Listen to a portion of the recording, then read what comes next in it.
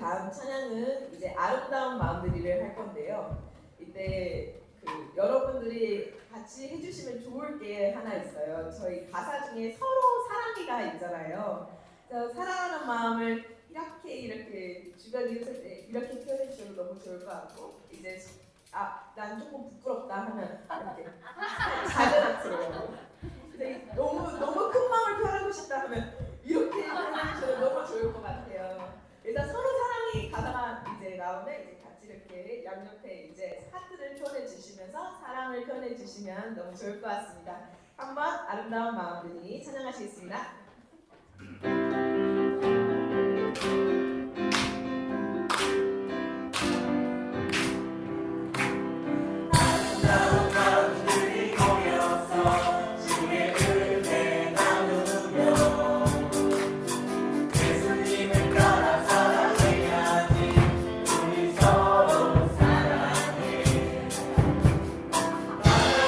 가르쳐준 한 가지 내 이웃을 내 몸과 같이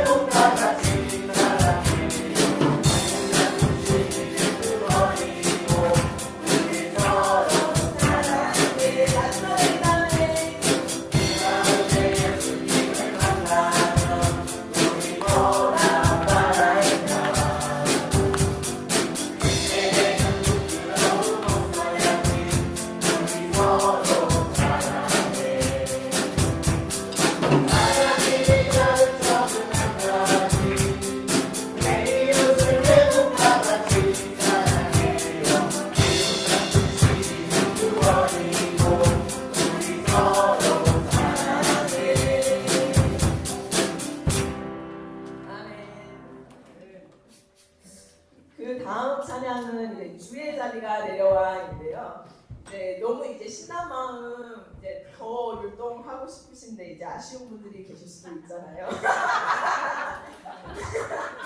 이제 저희가 오늘 어린이날 주일이라서 어린아이와 같은 마음으로 이제 찬양하고 율동했으면 좋겠다는 마음으로 준비를 했었는데 이제 주의 자비가 이제 내려오니까 이렇게 이렇게 해주시다가 헤이호 할 때 헤이호 이렇게 신나는 마음 이렇게 표현해 주시면 너무 좋을 것 같습니다. 이제 주의 자비가 내려와 찬양할 수 있습니다.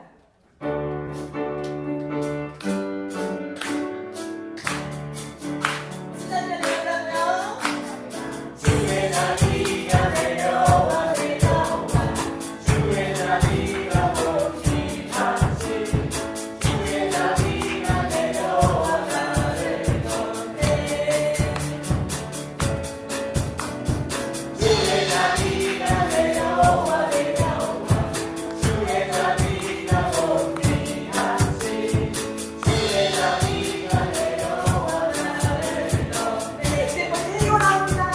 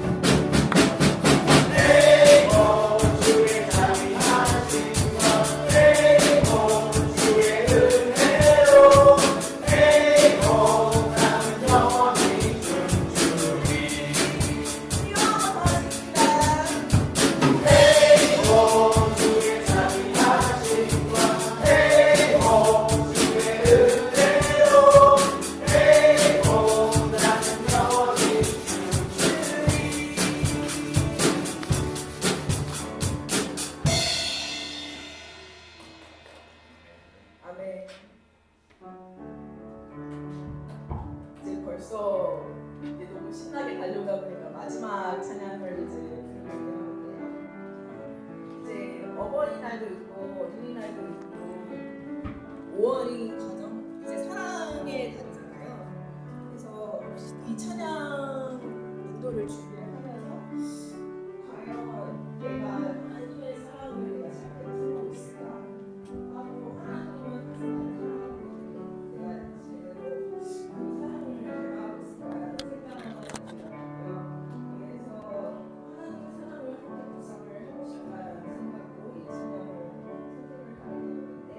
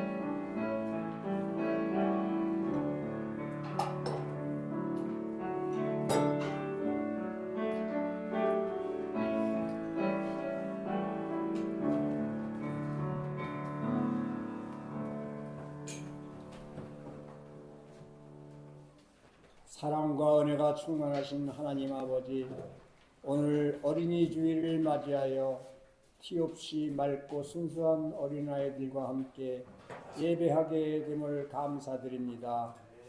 예, 주님께서 이 세상에 계실 때 어릴 적부터 부모님께 효도하셨던 것처럼 함께 예배하는 아이들도 순종과 효를 행하게 하시고 장차 이 나라와 이 민족을 위하여 쓰임받는 큰 그릇이 될 수 있도록 아이들의 성장 과정을 주님께서 간섭해 주시옵소서. 죄악이 횡행하고 유혹이 많은 이 세상에서 하나님의 참된 자녀로 거듭나게 도와주시옵소서. 사랑이 많으신 하나님 아버지, 날로 심각해져가는 청소년 문제도 분명코 이 사회의 어른들이 책임인 줄 압니다. 아버지, 이 어린이들을 가르치는 교사들이 포근한 사람으로 잘 지도할 수 있도록 주님의 지혜를 덧입혀 주시옵소서. 사랑의 하나님 아버지, 큰 숲 속에서도 어린 나무가 없어지면 그 숲은 사라질 수밖에 없습니다.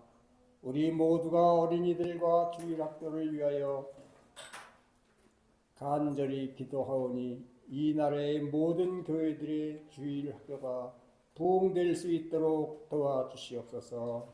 간절히 빌고 원하오며 응답해 주실 줄 믿사옵고 우리 구주 예수 그리스도 이름으로 기도드리옵나이다. 아멘.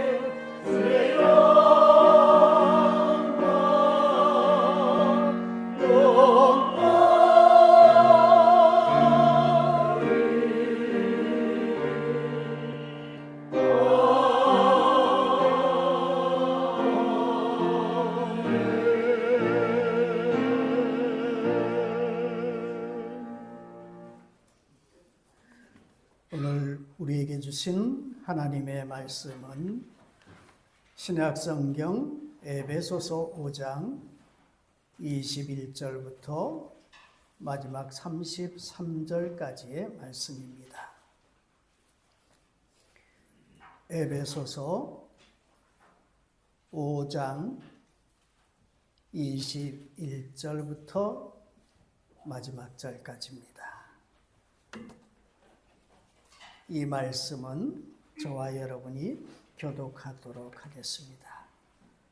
제가 먼저 21, 22절 읽으면 여러분이 23절 교독합니다. 그리스도를 경외함으로 피차 복종하라. 아내들이여 자기 남편에게 복종하기를 주께 하듯 하라.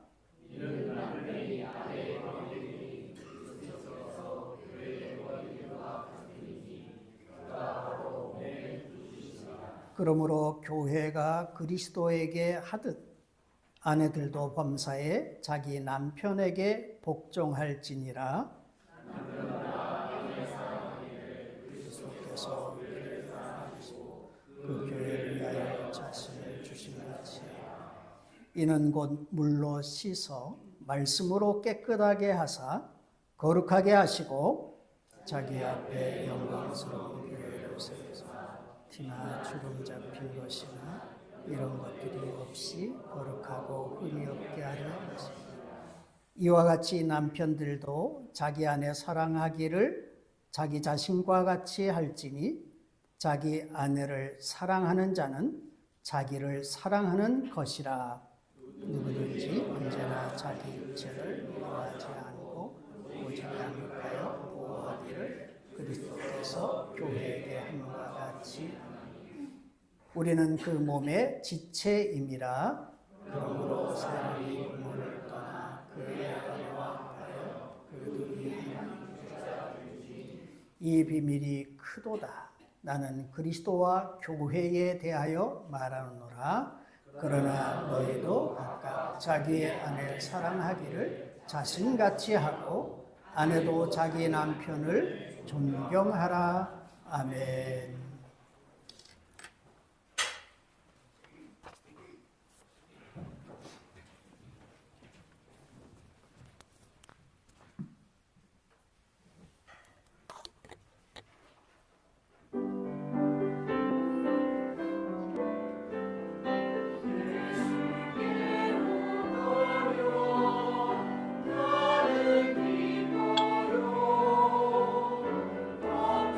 그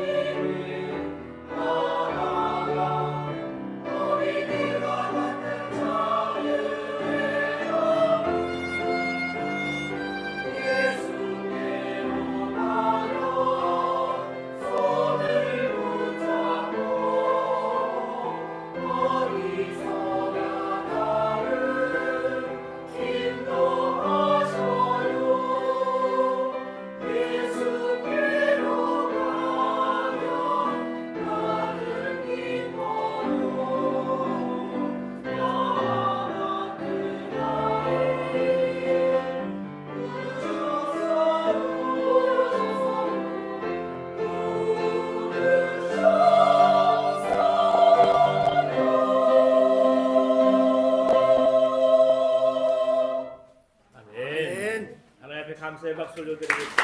할렐루야. 할렐루야. 하나님 감사합니다. 고맙습니다. 감사합니다.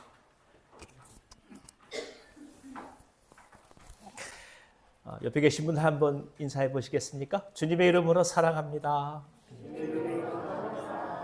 주님의 이름으로 축복합니다. 감사합니다. 감사합니다.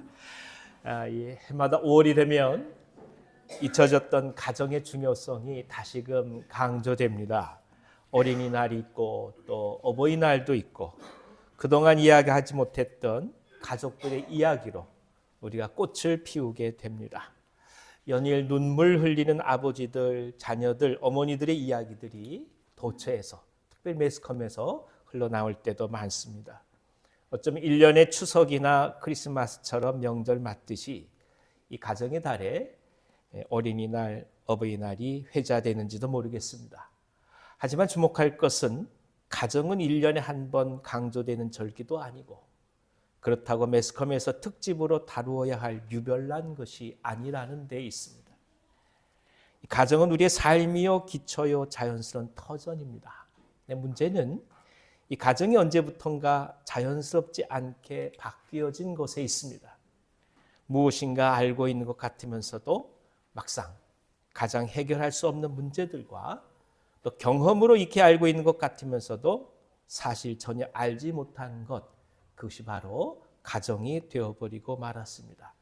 오늘 우리는 이 가정에 대해서 서로 말씀을 나누고자 합니다. 아울러 어린이에 대해서 주님의 은혜를 나누고자 합니다. 성령께서 은혜 주시기를 원합니다. 자, 다 같이 21절과 그리고 22절을 같이 읽어주십시오. 그리스도를 경외함으로 피차 복종하라. 아내들이여 자기 남편에게 복종하기를 주께 하듯 하라. 우리가 먼저 이 가정의 문제에 들어가기 전에 기억해야 될 것이 있습니다. 바로 그리스도를 닮아가는 삶의 구체적 지표를 그리스도를 경외함으로 서로 복종하라고 성경은 말씀한다는 것입니다. 그러니까 열쇠가 무엇이라는 것입니까? 복종이에요. 복종의 열쇠를 열지 못하면 가정은 본래 자리를 찾지 못합니다. 결국 아주 구체적 삶의 기초로서 이 복종이 삶의 가치가 되어야 가정의 문제가 실타래처럼 풀어진다는 뜻이기도 합니다. 이 복종을 진심으로 자원하는 마음으로 받아들일 때 가정의 문제 앞에서 우리는 이것이 권리의 문제가 아니라 질서의 문제라는 사실을 깊이 받아들이게 됩니다. 그것은 우열의 문제도 아니고 율법의 문제도 아닙니다. 인격상의 높낮이를 말하는 것도 아닙니다. 단지 기능상의 문제일 뿐입니다.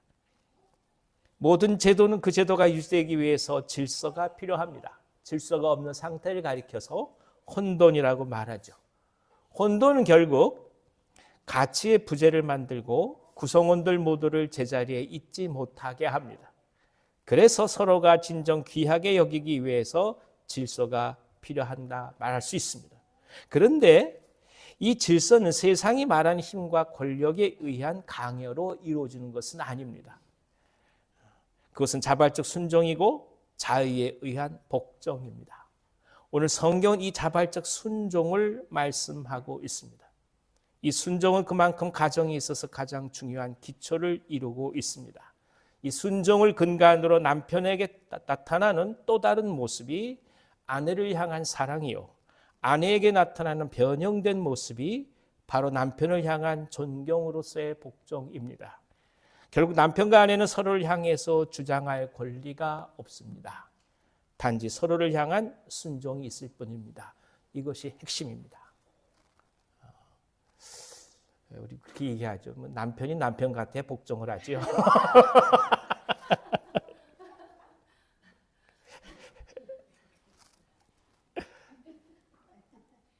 아내가 이뻐야. 근데 성경은 정반대로 얘기해요. 뭐라고 얘기합니까? 주장할 게 아무것도 없다는 거예요. 주장할 게 없으니까 서로를 향해서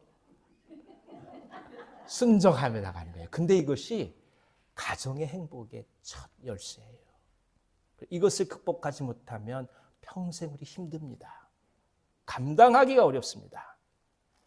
이건 이러니 저건 저러니 요구하기 시작하면 끝이 없어요. 순종을 근간으로 그래서 또 한 번 남편과 아내는 서로를 바라봅니다. 이 사실을 알게 되고 체험적으로 진심으로 고백할 수 있을 때 우리가 이를 가리켜서 참된 부부라고 말합니다. 그리고 이를 깨닫고 준비하는 젊은이들 가리켜서 혼인할 때가 되었다라고 말하는 것이죠.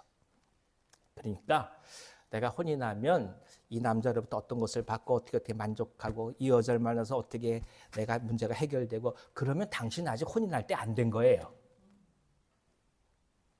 혼인할 때가 된다고 한 것은 무슨 얘기겠습니까? 예, 복종할 마음의 준비가 돼야 혼인이 되는 겁니다. 그게 때예요. 그 때를 인위적으로 앞서서 사람이 만들려고 할 때 가정이 힘듭니다. 어려운 거예요. 오늘 많은 젊은이들이 결혼을 하고 가정을 꾸립니다. 장밋빛 꿈을 설계하고 혼인을 인생의 유일한 휴식처 또 안식처로 여길 때도 있습니다. 하지만 혼인이 무엇인지 그 본질을 알고 있는 사람은 많지 않습니다. 일본 사람들은 혼인을 맺는다 그래서 결혼이라고 얘기해요. 근데 우리 한국 사람들은 그렇게 얘기 안 해요. 우리는 인연을 맺어가는 거예요. 그래서 혼인이에요. 바라보는 관점이 달라요. 맺어진다고 하는 것은 어떻게 보면 인격적인 깊은 신뢰와 순종의 의미가 떠나 있습니다. 그러나 우리에게 있어서 혼인은 그런 게 아니에요. 그건 서로를 향한 진정한 존경이요, 고백이요, 순종인 것이죠. 서로를 향한 권리의 주장과 만족을 요구하다가 상처를 받고 돌이키는 경우를 참으로 많이 목격합니다. 왜 이런 현상이 벌어지겠습니까? 어느 때보다도 많이 혼인을 준비한다고 하면서도 왜 이런 결과들이 요즘 이 시대에 일어나고 있을까요? 24절부터 25절을 읽어주십시오. 그러므로 교회가 그리스도에게 하듯 아내들도 범사에 자기 남편에게 복종할지니라. 남편들아 아내 사랑하기를 그리스도께서 교회를 사랑하시고 그 교회를 위하여 자신을 주신 같이 하라. 먼저 혼인은 육적 의미뿐만이 아니라 영적 의미가 있음을 많은 경우 사람들이 깨닫지 못하기 때문입니다. 물론 성적인 자연스러운 이끌림은 하나님이 주신 선물입니다.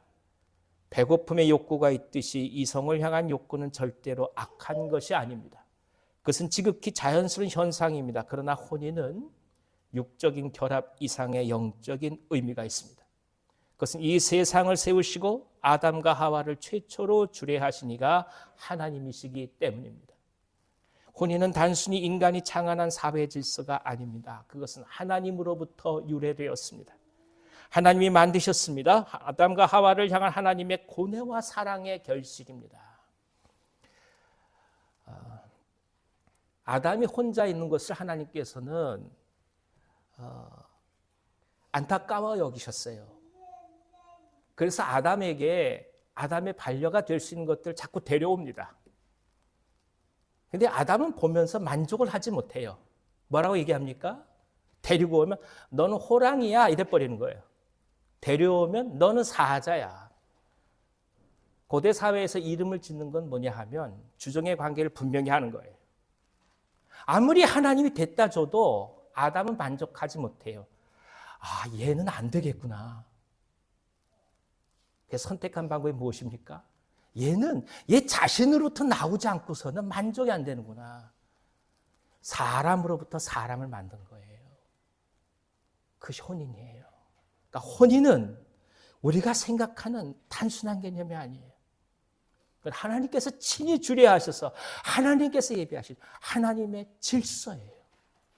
그것이 남편과 아내라는 뜻입니다. 혼인은 두 사람의 육적인 결합뿐만이 아니라 영적인 결합으로 깊은 하나님 나라를 현실에서 체험해가는 이 땅의 모델입니다. 이 혼인 안에서 비로소 그리스도가 교회를 얼마나 사랑하시는지를 깨닫습니다. 이 혼인 안에서 교회가 얼마나 그리스도에게 헌신되는지를 배웁니다. 그러니까 가정은 단순히 한 남자와 여자의 결합이 아니라 바로 그리스도가 그 신부인 교회를 맞이하며 하나님의 나라를 이루어가는 영적 비밀을 조금이나마 미리 바라볼 수 있는 역사적 현장이라는 것입니다. 예컨대 그리스도가 우리를 사랑하신다고 하는데 그것을 우린 도대체 알 수 없는 겁니다. 본 적도 없고 들은 적도 없기 때문이죠. 그래서 필요한 것이 뭐냐? 혼인이에요. 남편이 아내를 위하여 최선을 다하는 모습 속에서 그녀를 사랑하니까 자신을 내어던지고 진정 헌신하고 나아간 그 모습 속에서 비로소 그리스도께서 나를 사랑하시는 것이 어떤 것인지 조금이나마 이해할 수 있는 것입니다. 아내는 남편을 이해하고 인내하며 최선을 다해 존경하고 복종하는 관계 속에서 교회가 얼마나 그리스도를 사랑할 수 있는지, 그리고 그 사랑은 어떠해야 하는지를 알게 됩니다. 이것은 역으로 깊게 그리스도의 은혜를 체험한 사람, 죄악 가운데 죽을 수밖에 없었던 것을 깨닫는 사람은 자신의 아내와 남편을 얼마만큼 사랑해야 하는지 그 정도를 어렴풋이나마 측량할 수 있다는 뜻이기도 합니다. 그래서 성경이 이를 가리켜서 그 비밀이 크도다 이렇게 선포하는 것입니다. 주님의 은혜 가운데서 가정의 깊이를 바라보시기를 기원합니다. 당신이 지금 그 아내를 선택한 거 아니에요.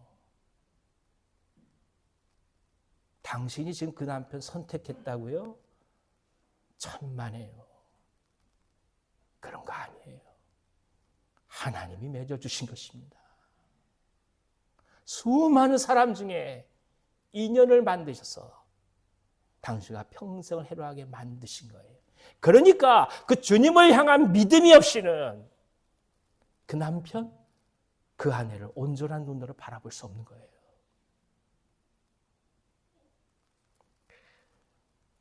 우리에게 가정이 있다면 우리의 배우자 속에서 그리스도를 바라보시기를 기원합니다. 부족한 것이 많아도 그를 통해서 그리스도께서 역사하시는 거예요. 만족스럽지 않아도 그를 통하여 예수 그리스도께서 우리를 위하여 십자가에서 죽으셨다는 것을 보이시는 거예요. 믿음으로 보는 거예요. 가정은 교회와 그리스도의 비밀을 볼 수 있는 유일한 장소라는 뜻입니다. 또 하나 생각할 것은 가정은 단순한 모임이 아니라 서로 지체로서 연결되어 있는 유기체며 연합체라는 사실입니다. 29절부터 31절까지 읽어주십시오. 누구든지 언제나 자기 육체를 미워하지 않고 오직 양육하여 보호하기를 그리스도께서 교회에게 함과 같이 하나니 우리는 그 몸의 지체임이라. 그러므로 사람이 부모를 떠나 그의 아내와 합하여 그 둘이 한 육체가 될지니. 가정은 남편과 아내로만 구성되지 않습니다. 둘 사이의 판단과 결정만으로 모든 것이 다 이루어지는 것 아닙니다. 가정은 바로 그리스도라는 진정한 주례자가 있음을 기억해야 합니다. 그리스도 안에 있을 때 비로소 서로가 서로에게 의미를 가집니다. 그저 욕심에 이끌린 선택이 아니라 하나님의 창조 질서의 순종의 의미가 있을 때 가정을 하나님께 맡길 수 있습니다. 가정의 참 주인이신 그리스도임을 인정할 때 비로소 참 남편과 아내가 됩니다. 이는 둘 사이의 영적 방향성 일치하는 것이 얼마나 가정에서 중요한지를 상징적으로 표현해 주는 말씀이기도 합니다. 가정은 마치 오랜 동안 각자 방황의 끝을 낸 종착역이자 새로 미제의 광야로 떠나는 출발역이기도 합니다. 그래서 방황을 끝내는 것이 너무나 기쁘고 좋은 나머지 한 기차를 타고 떠날 일에 대해 준비하지 않으면 많은 시련과 아픔을 겪어야만 합니다. 영적인 방향성, 꿈에 대한 공유가 없이 단순히 이성 간의 이끌림으로만 선택한다면 혼인은 그만한 대가를 지불할 수밖에 없습니다.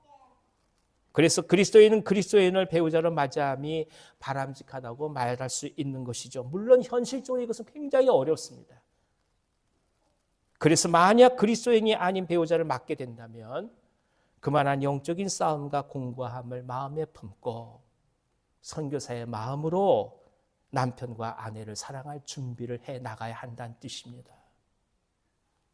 자녀들의 혼인을 위해 기도하고 있다면, 어느 경우 배우자를 선택해야 하는 또한 젊은이들이 이 자리에 앉아 있다면 먼저 하나님이 주시는 꿈을 공유하도록 기도하시기를 바랍니다.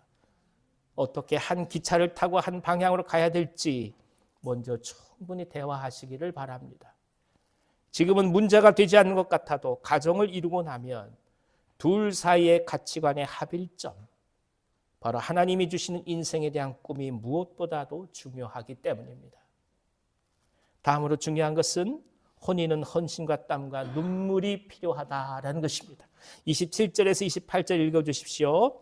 자기 앞에 영광스러운 교회로 세우사 티나 주름 잡힌 것이나 이런 것들이 없이 거룩하고 흠이 없게 하려 하심이라. 이와 같이 남편들도 자기 아내 사랑하기를 자기 자신과 같이 할지니 자기 아내를 사랑하는 자는 자기를 사랑하는 것이라. 그리스도께서 그의 교회를 신부로 세우고자 하시는 수고와 노력은 이루 말할 수가 없습니다. 그것은 바로 한 생명을 구원하시기 위해 자신을 십자가에서 죽게 하시는 말할 수 없는 대가를 지불하고 얻어진 것입니다. 그래서 혼인을 통한 가정은 이 같은 주님의 헌신을 필요로 합니다. 혼인은 그만큼 환상이 아니라 삶입니다. 그것은 때로 허리가 휘게 일해야 되는 것이고 배우자가 알아주지 않는다 할지라도 한편으로 눈물을 흘리면서 감당해 가는 것이고 남모르는 고통과 헌신으로 자신을 내어 던지는 희생으로 이루어집니다. 그래서 희생할 각오가 되어 있어야만 혼인은 아름답게 유지됩니다. 그러나 이것은 이유 없는 헌신이 아니요 맹목적인 희생도 아니고 방향 없는 수고도 아닙니다. 바로 하나님의 나라를 찾아가는 기초이고 동시에 하나님의 일꾼을 기르는 하나님께서는 이스라엘을 당신의 백성으로 선택하시고 복 주시기를 원하셨을 때 모세를 통해 율법을 주셨습니다. 시내 산에서 계약을 체결하셔서 하나님의 율법을 지키려는 이스라엘의 의지와 그런 이스라엘을 자신의 백성으로 삼고자 하시는 하나님의 결단이 아름답게 어우러진 것이 바로 이스라엘 민족의 태동이기도 합니다. 그렇습니다. 혼인은 단순히 감정의 결실로 접근해서는 그 본질을 이해하기 어렵습니다. 혼인은 서로가 서로의 남편과 아내가 되고자 한다는 의지적 결단이요. 그리고 상호 간의 쌍무 계약인 것입니다. 따라서 사랑이 사라지거나 사랑하지 않게 되어서 이혼한다는 말은 애당초 성립될 수 없습니다. 우리가 기억해야 될 것이 있어요. 사랑해서 혼인하는 거 아니에요. 하나의 조건 될 수 있죠. 혼인은 내가 당신의 남편이요, 내가 당신의 아내가 되기로 결단하는 거예요. 혼인의 본질을 오해하기 시작하면 당신이 그녀를 사랑하지 않으면 이혼해야 돼요. 당신이 그 남편을 미워하기 시작하면 이혼해야 돼요. 혼인은 그런 거 아니에요. 당신을 내 남편으로, 당신을 내 아내로 평생을 살아가기로 결단합니다. 이것이 혼인이에요. 우리가 이 본질을 망각하게 되면 사랑이 식으면 언제나 이혼할 수 있게 됩니다. 사랑하지 않게 되면 더 이상 혼인 생활을 하지 않는 것이 자연스럽고 서로에게 솔직한 것이라 궤변을 말하게 됩니다. 하지만 하나님 나라는 왜곡되고 불완전한 사람의 감정으로 이루어지지 않습니다. 그것은 하나님의 계획과 의지, 헌신과 노력, 땀과 수고로 이루어집니다. 따라서 감정에 따른 혼인이 중요한 것이 아니라 혼인하고자 한 의지와 가정을 이루어가는 헌신과 노력이 중요하다는 뜻입니다. 왜냐하면 그리스도께서 그렇게 우리를 사랑하시고 당신의 신부인 교회가 되게 하셨기 때문입니다. 이런 영적 본질을 기억해야 어린아이들을 바라보는 우리의 시각 또한 아름답게 교정될 수 있습니다. 어린이들은 우리가 혼인해서 우리가 빚은 존재가 아닙니다. 어린이들은 하나님 나라라는 소중한 계획하에 하나님이 우리에게 위탁한 하늘의 생명입니다. 따라서 아이들의 삶을 우리들의 삶의 일부로만 생각하는 것이 아니라 한 인격적 존재에 대한 하나님의 계획을 신뢰하는 믿음이 필요합니다. 내가 좋아서 아이 낳은 거 아니에요. 하나님이 맡겨주신 이 아이를 키우겠다는 결단하에 이 아이를 선물로 받은 거예요.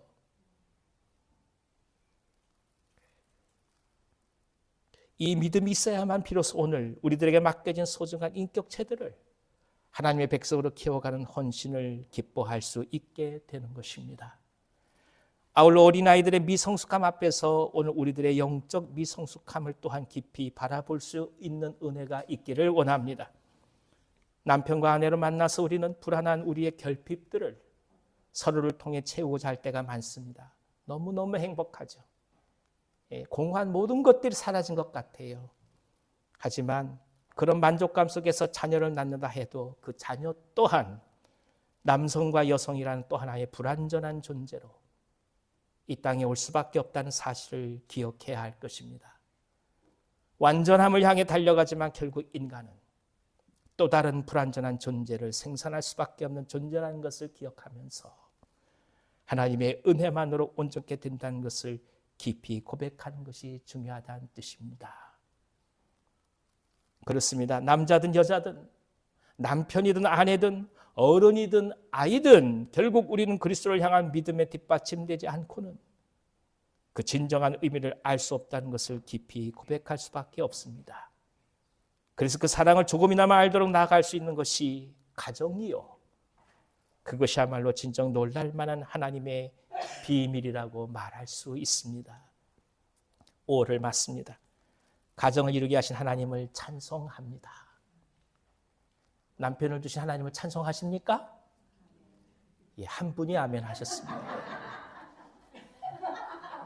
다른 분들은 회개하시기 바랍니다. 아내를 주신 하나님을 찬송하십니까? 왜 여자분들이 답변을 예, 진짜 믿음으로 고백하셔야 해요.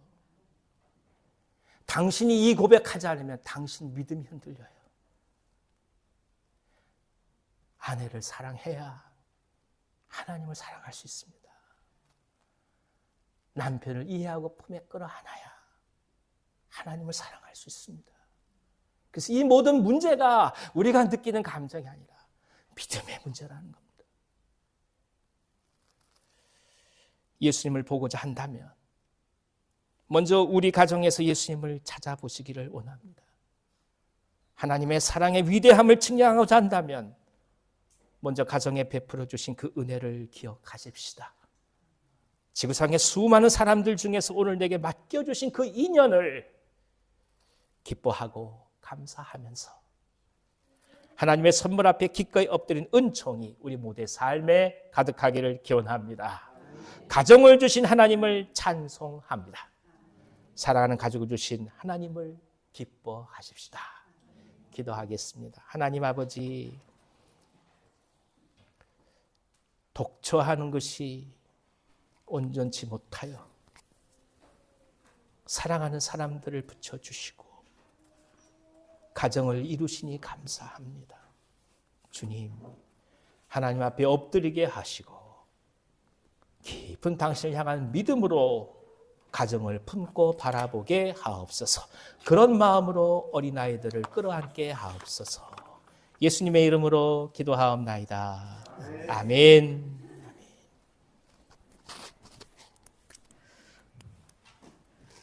예, 오늘은 어린이 주일이고 특별히 참 기쁜 날인데 어린아이에게 세례를 베푸는 날이기도 합니다. 교회에서 어린아이에게 세례를 베푸는 것이 끊어지면 교회의 미래도 없어지는 겁니다. 오늘 박하은이를 2023년 10월 5일 믿음의 가정에 보내주시어서 건강하게 이렇게 잘 양육되어 가고 있습니다. 사실은 세례라고 하는 것은 주님에 대해서 자신이 신앙 고백을 한 사람을 하나님의 자녀로 인치면서 세례를 베푸는데 우리 하은이가 양육하고 그 자녀를 위해서 늘 기도하고 주님의 성품을 닮은 하나님의 자녀로 양육하겠다고 하는 부모의 결단과 서약이 있을 때 세례를 베푸는 겁니다. 이 시간에 먼저 그래서 부모에게 서약을 받는 시간을 갖도록 하겠습니다. 두 분은 그 자리에서 일어나시기를 바랍니다. 그리고 정확하게 제가 서약합니까? 그러면 예, 서약합니다. 예. 마음이 하나 된 것처럼 목소리도 하나 되셔서 잘 맞춰서 하나님도 들으시고 온 성도가 증인으로 들을 수 있도록 서약해 주시기를 바랍니다. 예. 오른손을 들고 한번 서약하십시다. 주께 위탁받은 하은이를 예수가 구주이심을 믿게 하며 하나님께 예배하고 진리의 말씀을 가르치고 훈계하여 주의 성품을 닮은 하나님의 자녀로 양육할 것을 서약합니까? 네, 서약합니다. 아멘. 주께 위탁받은 하은이를 하나님께 그의 미래를 맡기고 겸손한 마음으로 그리스도 안에서 친히 경건의 본을 보이며 오직 예수 그리스도의 진리의 말씀과 사랑으로 양육하기를 서약합니까? 네, 서약합니다. 아멘. 감사합니다. 자리에 잠깐 앉으시고 신앙 공동체에서 자녀를 양육하는 것은 부모만 양육하는 것이 아니라 온 교회 교우들이 함께 양육하는 겁니다. 그래서 이 시간에는 교우들이 서약하는 시간입니다. 교우들은 오른손을 들고 진실하게 하나님 앞에 서약하시기를 바라고 주보에 보면 끝에 교우들의 응답이 기록되어 있습니다. 펼쳐놓으시고 제가 이렇게 해주시겠습니까? 그러면 예, 믿음으로 양육하며 사랑으로 돌보겠습니다. 이렇게 여러분들이 응답해 주시기를 바랍니다. 서약합니다. 사랑하는 성도 여러분, 여기 사랑스러운 박하은을 이제 주님의 교회의 한 지체로 맞이하고자 합니다. 여러분은 이 어린아이가 주님 안에서 성령의 인도하심에 따라 하나님의 자녀로 바르게 자랄 수 있도록 믿음으로 양육하며 사랑으로 돌보아 주시겠습니까? 예, 믿음으로 양육하며 사랑으로 돌보겠습니다. 아멘. 이제 세례를 베풀고자 합니다. 부모는 강단으로 올라오시기를 바랍니다.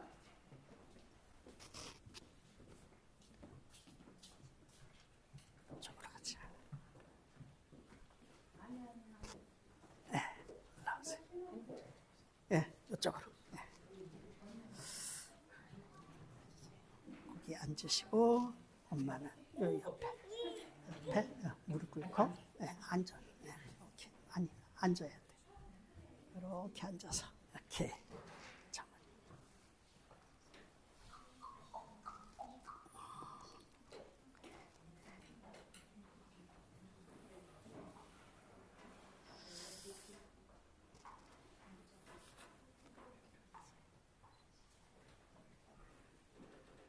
요거는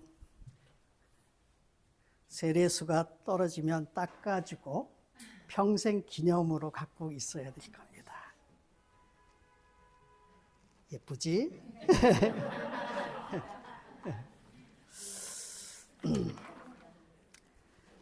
자, 우리 함께 기도하십시다.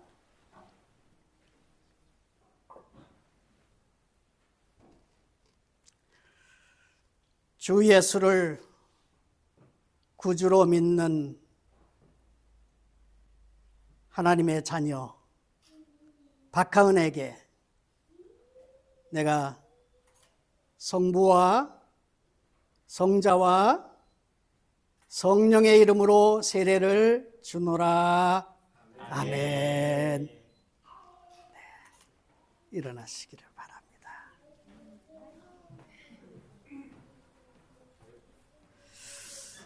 저기 가서 서주시기를 바랍니다.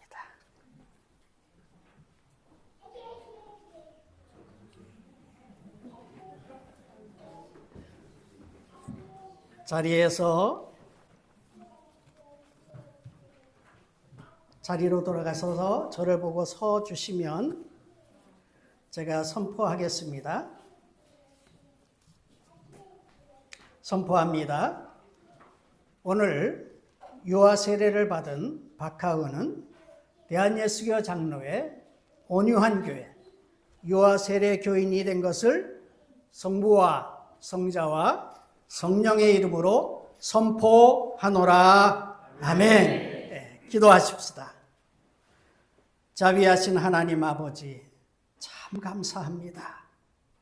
믿음의 가정에 복된 자녀를 가장 귀한 선물로 보내주시고 부모와 온 가족이 어린 생명을 사랑과 믿음으로 양육하게 하심을 감사합니다.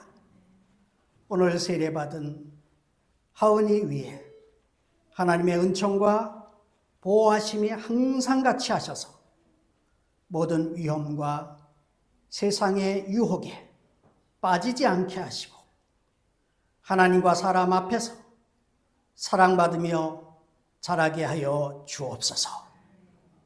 몸이 온전하고 건강하게 성장하며 인격이 성숙하고 지혜로운 자녀로 자라게 하여 주옵소서.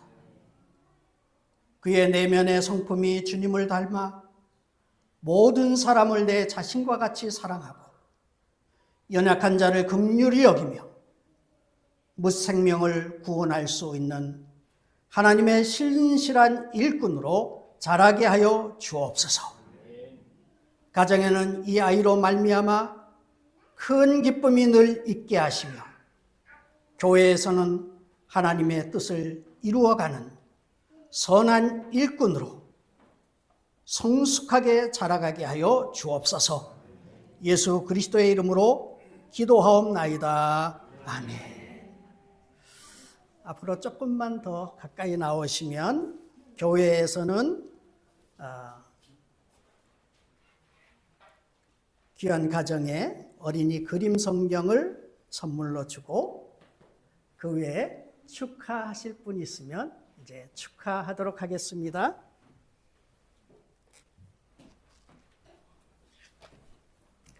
자, 조금 더 가까이 나오실까요? 네. 엄마가. 돌아서시고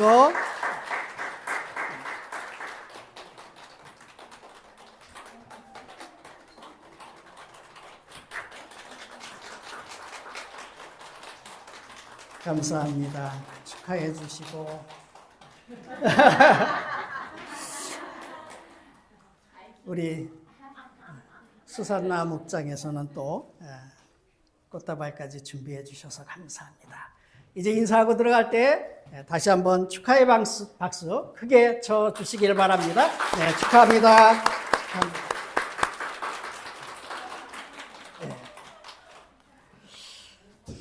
그 다음에 우리 어린이 주일인데요. 어린이 주일은 아이들이 나오면은 우리가 함께 축하해주고 선물도 주고 축복 기도도 해주려고 합니다.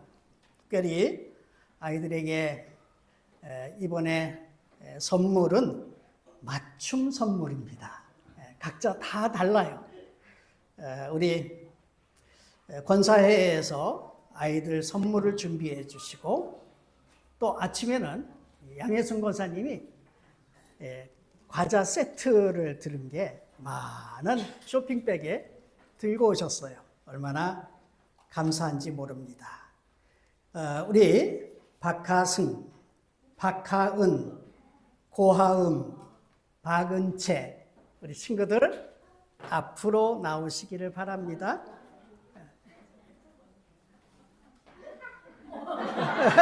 네, 거기 쓰세요. 네, 거기 쓰시고. 네.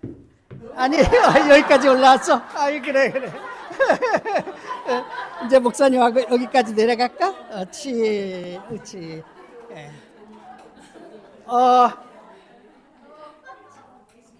우리 하승이, 하은이도 나오시고.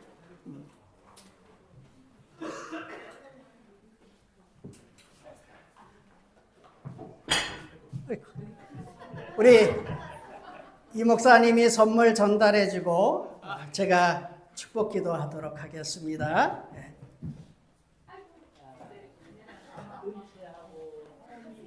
은채,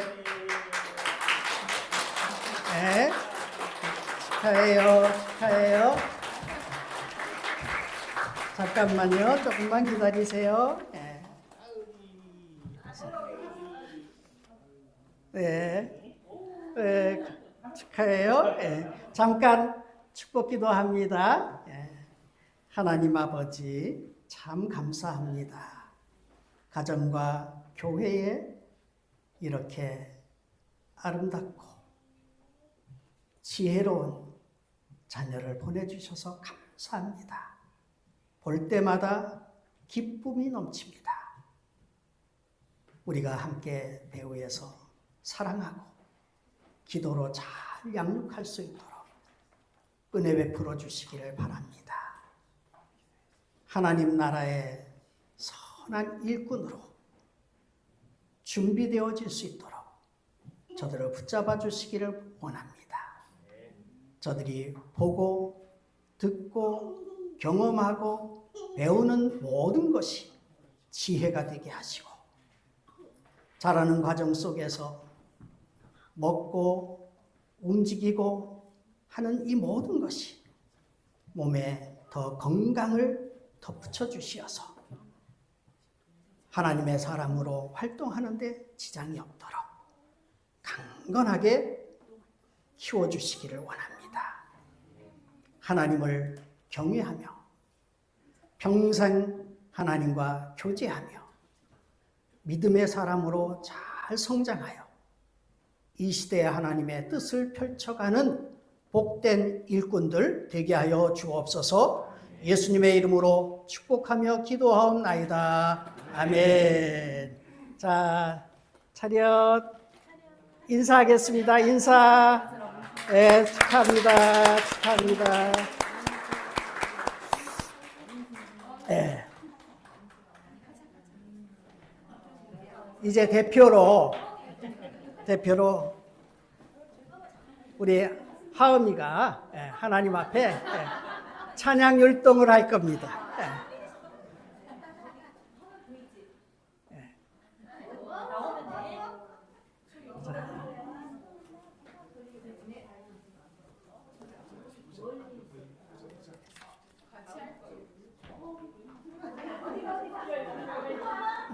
할머니 나오래요.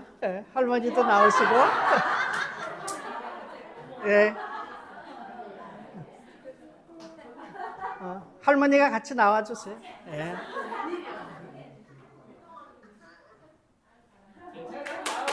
자, 박수 한 번 더 주시고. 자, 준비하세요. 네.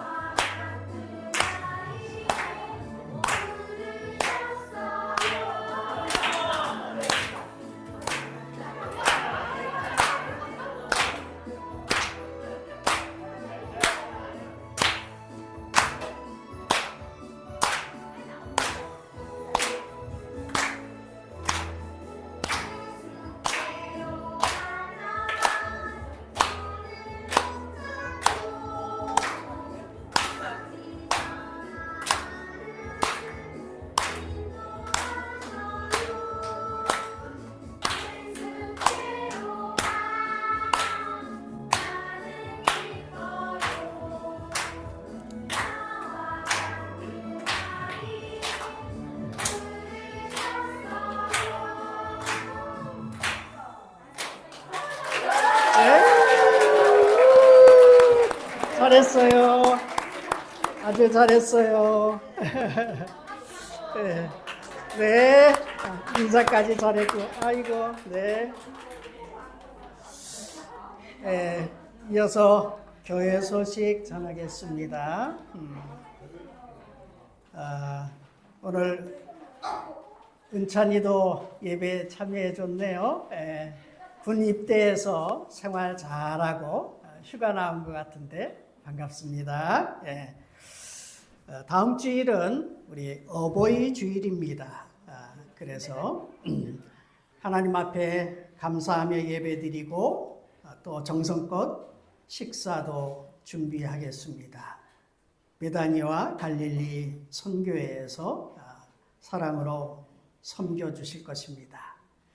두 베다니 갈릴리 선교회는 주중에 밴드에 이제 만 70세 이상 되신 분들의 명단을 올리겠습니다. 그러면 여러분들이 연락도 좀 드리고 꼭 나오시길 바랍니다. 혹시 이렇게 차량편이 필요하신 분 있으면 또 서로 협력하셔서 모시고 올 수 있도록 계획도 세워주시기를 바랍니다. 만 70세면 금년에 1955년생 이렇게 되겠습니다. 만 70세 되면 또 항존짓도 은퇴하는 연령입니다. 오늘은 토스트 점심 후에 마을 모임이 있습니다. 그 다음에 이제 함께 정말 간절히 기도해야 할 때입니다. 그래서 금요 저녁 기도에 저녁 8시에 있습니다. 지난주에 처음 시작했는데 이게 시간이 잘 기억을 못 하셔서 그런 것 같은데 그래도 10분이 나오셨어요. 여러분들 작은 불꽃 하나가 큰 불을 일으키거든요. 10개의 불이 밝혀졌습니다. 굉장히 큰 겁니다. 여러분들이 함께 나오셔서 기도해 주시기를 바랍니다. 이제 우리 다 자리에서 일어나셔서 530장 찬송 부르며 드린 영을 봉헌하십시다.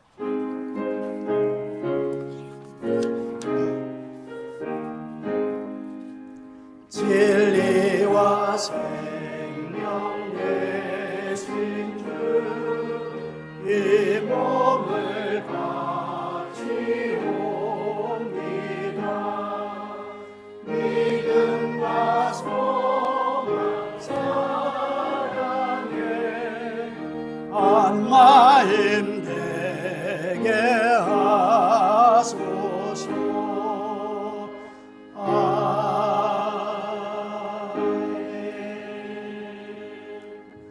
자비로우신 하나님, 어린이와 함께 기뻐할 수 있는 시간을 주셔서 감사합니다.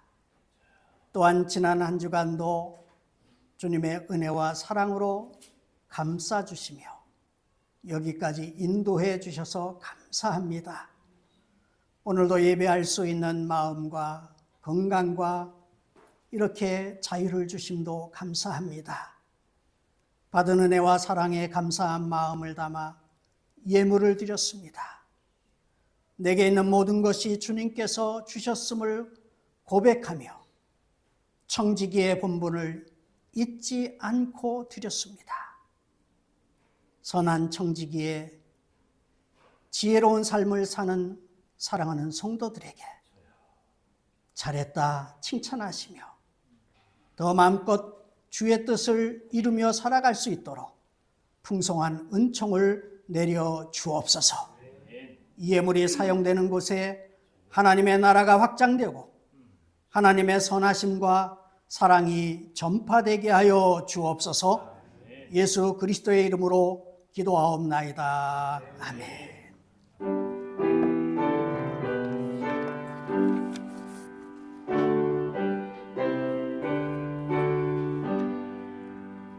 사랑의 하나님 귀하신 이름을 내 나이 적어도 잘 알 수 있어요. 온 천하 만물이 그 같으니 그고 은근히 모아서 그 사랑 알아요. 저 고운 꽃밭에 이오다게 이면 하늘의 꽃이 무지개 참 아름다워요. 저 푸른 하늘에 수많은 별들과 주 하나님의 사랑은 늘 속삭이지요.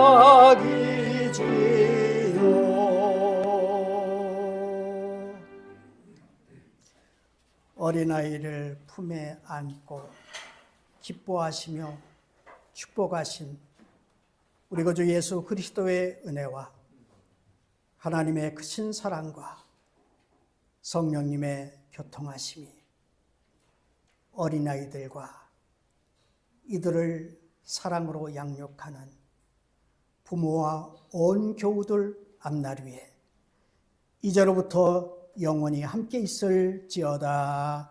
아멘.